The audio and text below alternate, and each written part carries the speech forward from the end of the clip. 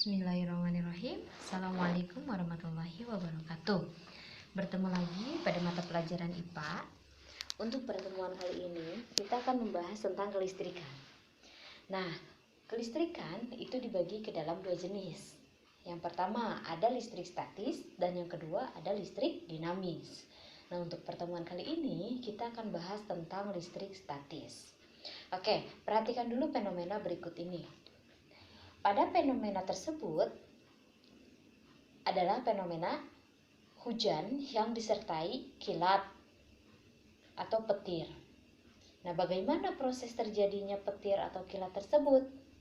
Kita akan bahas, kita akan ulas pada pertemuan kali ini. Oke, sebelumnya kita harus tahu dulu tentang dasar listrik statis. Dasar listrik statis yang paling utama harus kita ketahui adalah tentang atom. Ya, atom terdiri dari 3 muatan. Yang pertama, muatan positif atau nama lainnya adalah proton. Letaknya di inti atom. Yang kedua, muatan negatif atau elektron. Letaknya ada di kulit atom. Dan yang ketiga, ada muatan netral atau neuron.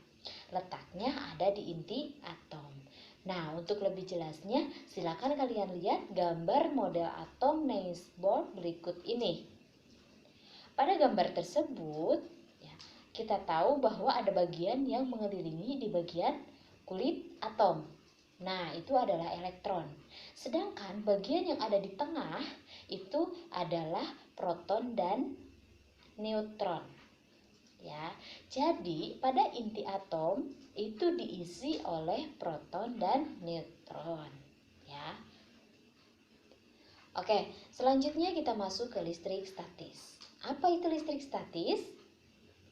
Listrik statis adalah listriknya ada tapi tidak bergerak. Nah, contohnya ketika kalian mematikan lampu. Ya. Ketika kalian mematikan lampu, lampunya akan mati. Namun listriknya tidak bergerak. Ya, tetap ada namun tidak bergerak. Bandingkan ketika kalian nyalakan lagi. Listriknya ada dan juga bergerak. Ya, seperti itu. Nah, sekarang kita ulas. Adanya petir dan halilintar. Adanya petir dan halilintar itu karena adanya proses yang dinamakan dengan proses ionisasi. Ya, proses ionisasi ini karena adanya elektron bebas yang ada pada awan. Jadi semua awan dia memiliki elektron bebas. Nah, elektron bebas tersebut pada awan, ya, dia akan bertumbukan dengan elektron bebas yang ada pada awan lain karena terbawa oleh angin. Ya, sehingga nanti akan menghasilkan yang namanya tegangan listrik. Nah, akhirnya setelah ada tegangan listrik barulah adanya cahaya kilat dan akibat gesekan tersebut juga dihamparkanlah suara, ya, suara yang sangat besar dari petir tersebut. Ya, seperti itu. Selanjutnya, kita bahas tentang interaksi antara dua buah benda yang bermuatan listrik.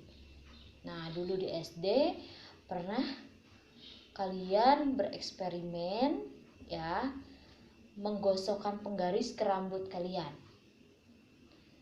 Didekatkan ke serpihan kertas, ternyata kertasnya terangkat oleh penggaris.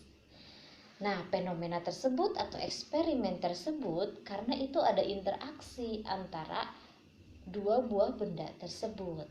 Nah, interaksinya seperti ini.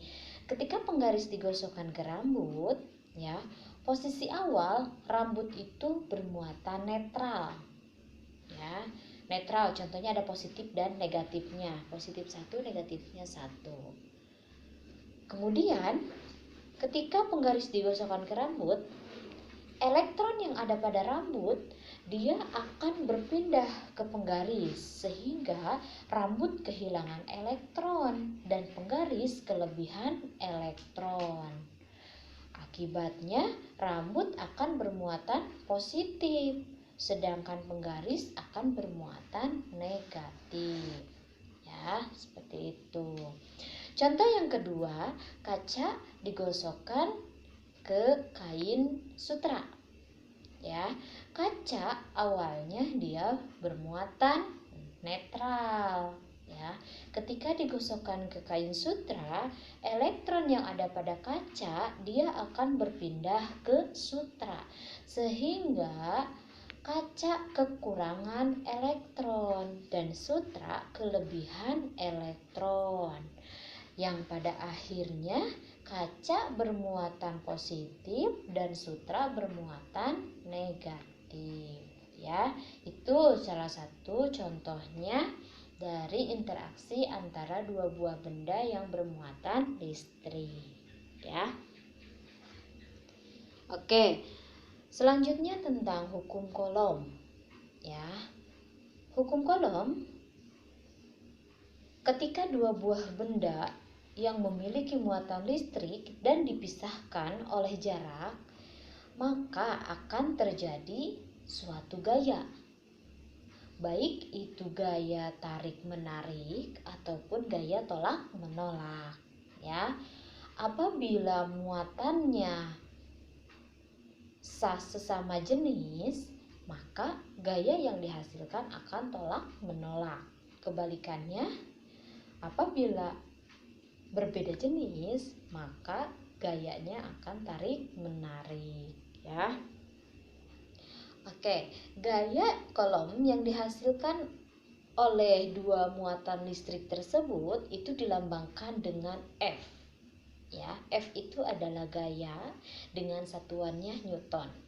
Ya, F sama dengan K dikali Q1 dikali Q2 dibagi R kuadrat. Ya, K-nya adalah konstanta atau ketetapan dengan harga 9 kali 10 pangkat 9 Newton meter persegi per kolom persegi.